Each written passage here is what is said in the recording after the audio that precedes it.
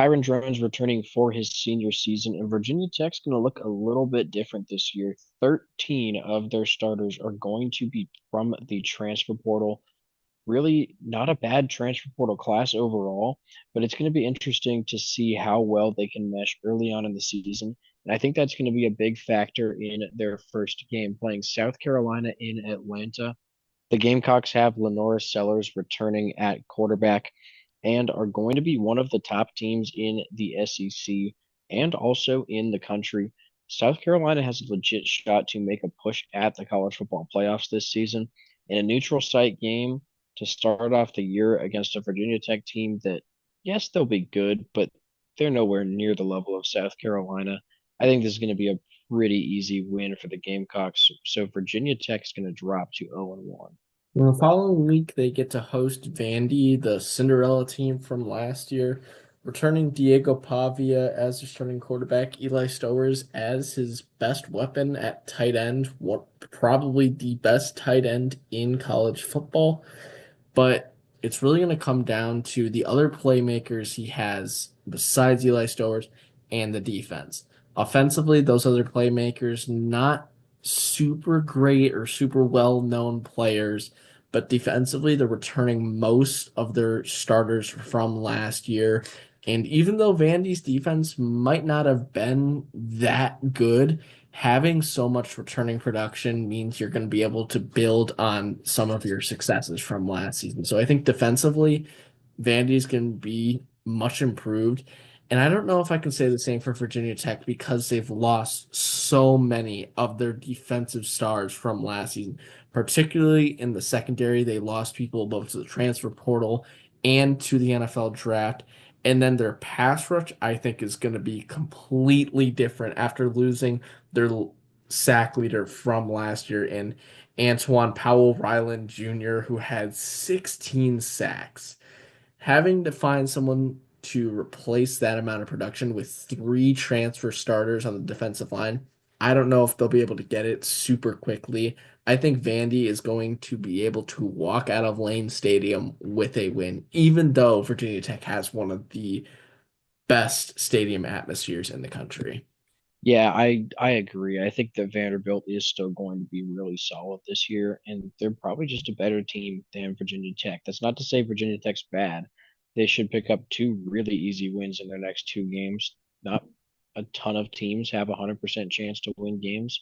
That's still something you have to be a solid Power Five team in order for us to give you that. And after that, it's a road trip to NC State. CJ Bailey returning for his true sophomore season.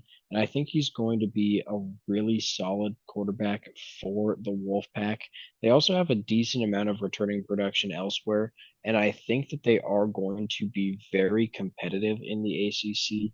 But as far as maybe pushing for the conference championship, probably still a year out on that. They're going to be a good team comparable to Virginia Tech, maybe a little bit better. But upsets do happen, which is why we're going to take Virginia Tech here. The better team doesn't always win. I think NC State's a little bit better than Virginia Tech. They have the home field advantage, but despite all of that, we're going to take Kyron Drones to pull off a road win. And this might just be a seniority thing as well. I think Kyron Drones, with this being his senior season, is going to play well on the road. We saw Virginia Tech nearly pull off an upset last year against Miami on the road. And Miami last year with Cam Ward was a much better team than NC State is going to be this season. So I think Virginia Tech has it in them as long as they get their defense together and the new weapons Hiram Jones has on offense end up panning out because he has two new wide receivers coming in as well as a whole new running back room. Following week against Wake Forest should also be a pretty easy win. Wake Forest is going to likely be the worst team or the second worst team in the ACC next season. Really only have two guys on the roster that are really even worth mentioning, in my opinion. They have Robbie Ashford coming in to be their quarterback from the transfer portal. He was previously at South Carolina. And then their big focal point on offense will be their starting running back who is returning in Demond Claiborne. Outside of that, I really don't think Wake Forest is going to be very competitive. So Virginia Tech should be able to get a win at home here before a tough road trip against Georgia Tech. Haynes King back as the starting quarterback, along with being very active in the transfer portal, getting Eric Rivers from FIU. And not to mention, I think one of the more underrated things is that they have their starting running back returning as well in Jamal Haynes, who is expected to be one of the best running backs in the country going into next season. Maybe not in the top five, considering the top five is very, very loaded with the likes of Nick Singleton, Katron Allen, Jeremiah Love, and Isaac Brown. I just think Georgia Tech has so much returning production and so many new weapons that they will be able to take advantage of this Virginia Tech defense that is missing a couple key guys, especially in the secondary. I already mentioned that they lost so many guys.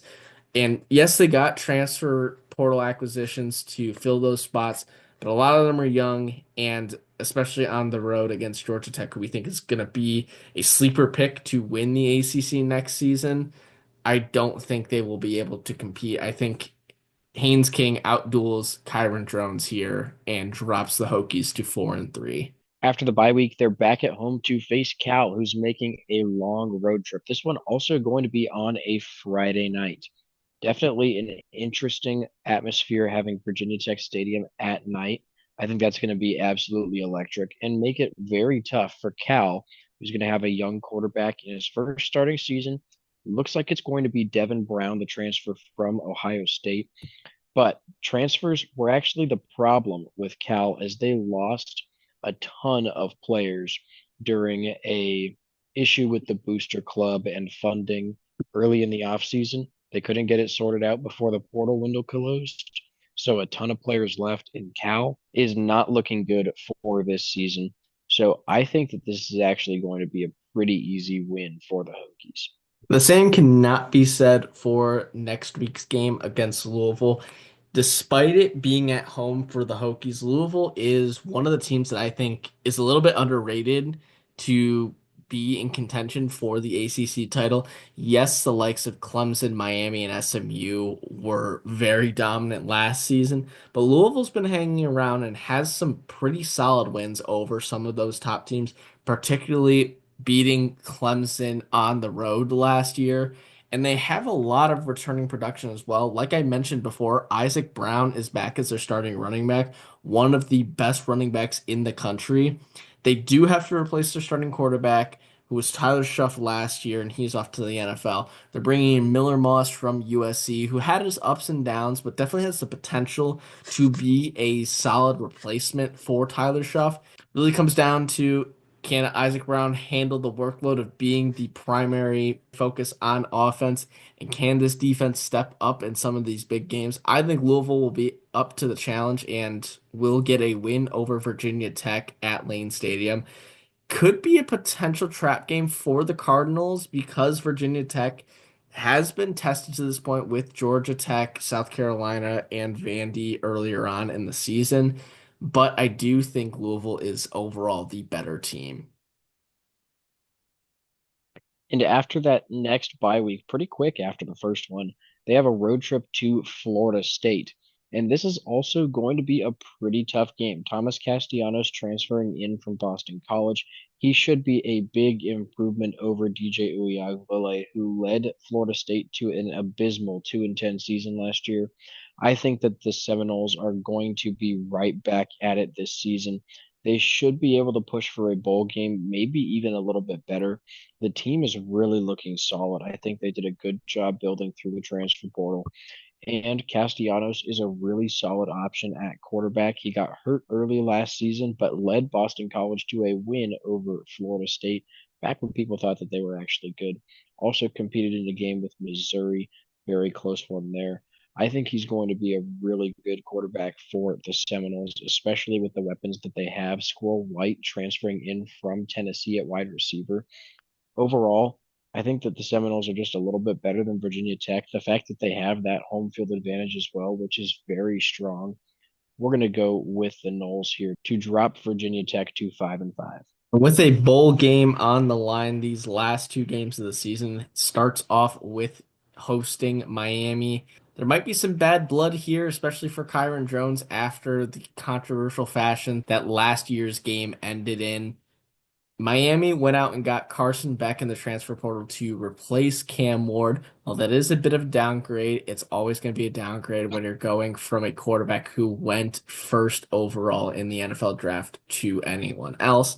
But if Carson Beck can rebound a little bit and start playing like he did earlier on in his career, then Miami's going to be a dangerous team. They've used the transfer portal very well to establish a better defense along with the starting production they have returning.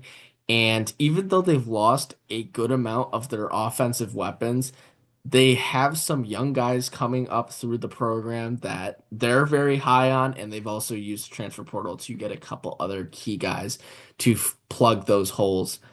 That being said, I think Virginia Tech gets their revenge this season with it being at Lane Stadium, coming off of two straight losses as well. I just think Virginia Tech will be due for a win at this point in the season, especially with the storyline with it being against Miami. The Hokies get bowl eligible with a win over the Hurricanes. Yeah, they definitely deserve it after what happened last season. And then it's the rivalry game at Virginia. This one really hasn't ever been that close the past few decades. Virginia just gets curb stomped by Virginia Tech almost all the time. And I think that the Hokies are going to be right back at it this season. The Cavaliers really, they just don't have that much coming to their program. Not a ton returning either. Virginia Tech overall is just better. Kyron Jones is a solid quarterback, and I think that he's going to continue his run as undefeated in this rivalry game. Our way too early projection was 7.05 wins, and we had Virginia Tech going 6-6 originally. Obviously, we have improved that prediction to 7-5. The projection now 6.3 wins, though 3.75 and 4.25 in ACC play. The floor this season is going to be 4-8. I think that there's definitely a lot of things that can go wrong for Virginia Tech. We talked about, bringing in 13 transfers to start. There's a lot of things that can go wrong there. So I do think that there's a potential that we could see Virginia Tech miss out on a bowl game, but I think it would be more likely that they actually hit their ceiling of 8-4, 6-2 in ACC play. If Kyron Jones has a really solid year, improves over last season, I think that kind of the opposite story, bringing in that many transfers, there is a possibility that it could go very well. And that's what we're leaning towards a little bit more, which is why we have them up there at 7-5. So thank you guys for watching. Please make sure to like and subscribe, and we will see you in our next video.